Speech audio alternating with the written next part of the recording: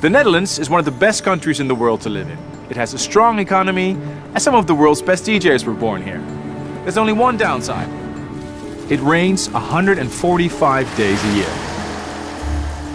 At Google, we solved this problem by repurposing Holland's old windmills, using them not to capture wind, but to generate it.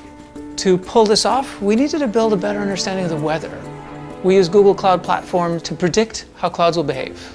We then connected all 1,170 windmills in Holland to prevent bad weather from happening. Let's take it for a spin.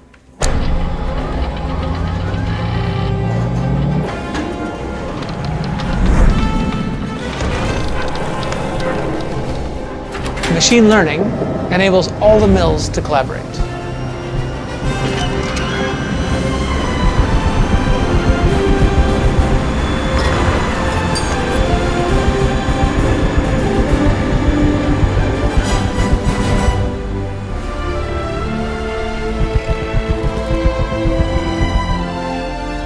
Of course, we need some rain now and then. With Google Wind, we can also decide when and where it rains. So Google Wind is able to keep clear skies any season. Mensen, zon, zon en nog eens zon. Net als de rest van het jaar.